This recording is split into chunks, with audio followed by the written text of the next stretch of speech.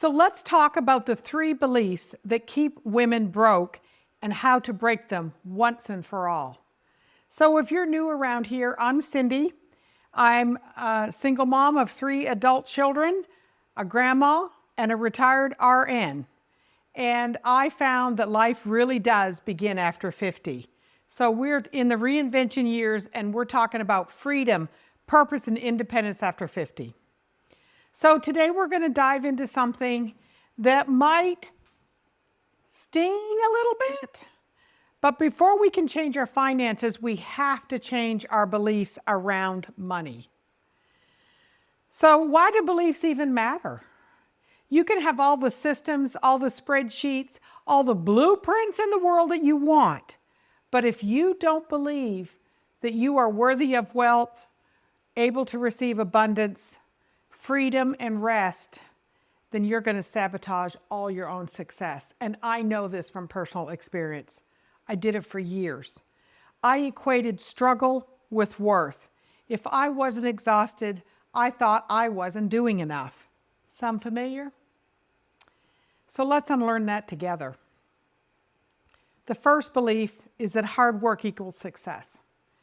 From the time we were little girls, and at least in my generation, I'm the tail end of the baby boomers. I'm in that sandwich generation with adult children who still need some guidance and elderly family, parents that also need help, right? So we're caught right in the middle, and we are not always the priority. But we are taught that if we just work hard, everything's going to work out and miraculously take care of itself. Yes, hard work does build character, but it doesn't always build wealth. I watch so many of my colleagues and myself work 12, 16-hour shifts, pick up all the overtime they could manage, and still barely scrape by. And I was in the same situation for 15 years. Single mom, 3 kids in 4 years, not my finest hour, but hey, it is what it is, right? I worked 7 days a week for 15 years, not because I wanted to, but because I had to. And yes, I've had lots of people say to me, you clearly didn't know how to manage money.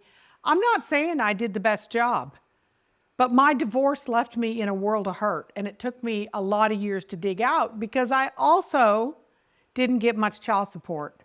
I didn't get any for 5 years. And then when I finally started getting it, it was barely enough to cover the groceries. Those 2 boys could eat. So effort doesn't always equate wealth, right?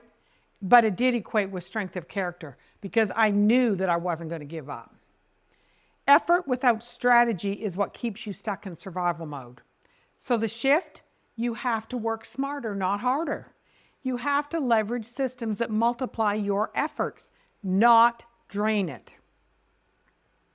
So that's what I teach in the free blueprint that I use to get started to build wealth online.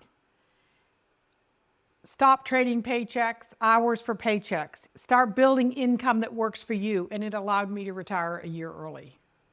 So if you're curious, go to the link in the description and grab that free blueprint. So the second belief is that wanting money is selfish. I hear you, my friend. As women, again, my generation, we were taught that talking about money is unladylike. God forbid you don't talk about salaries, right?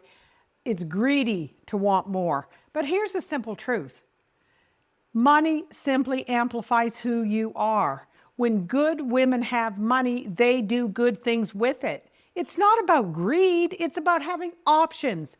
Options to help your family, to be able to donate to causes that you believe in, the freedom to volunteer for organizations that are near and dear to you, being able to travel, being able to go and stay with my elderly mother a month at a time and handle her financial and medical issues and not worry that I've got a job I've got to run back to. It allows me to live with dignity, and her too, because I can now meet her needs where I couldn't before.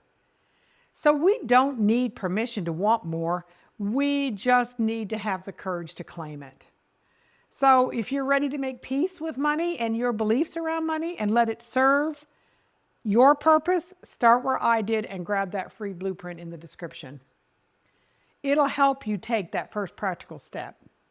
So the third belief is that it's not too late for me. It's not too late for you either. And this is the one that breaks my heart the most, because I hear it all the time, almost on a daily basis. I wished I'd learned this sooner, or I'm too old to start now, or I don't have any tech skills, or I don't have any following, or I can't show my face on social media. All of it. But the truth, you are right on time. You are right where you were designed to be. Your experience, your empathy, your endurance makes you unstoppable, and the world needs that. You have wisdom and power and things to share that we can teach that next generation. And your kids, right? We can all keep changing, but if we're afraid to change, then what? Then what? Everything stays the same? Then life happens to you, not for you. And I don't know about you, but I'm not content to sit back and let it happen to me. So it doesn't matter if you're 35, 45, 75, the time to start is now. So again, if you are not sure where to start, you need to go to the link in my description and grab that free blueprint. I have learned more about different ways to make money online than I ever imagined were possible. I wish that I'd figured it out sooner, but you know what? I'm right where I'm supposed to be. So it's made exactly for women like you and I, smart, seasoned, and ready for freedom. So thanks for spending this time with me today. If this message hits home for you, hit subscribe and join in the next episode of the Reinvention Years. And we're going to talk about how to turn fear into fuel and finally take action. Remember, you don't have to work harder, be smaller, or wait longer to deserve abundance. You already do. Now it's just time to believe it. So I'm Cindy, and your reinvention starts now.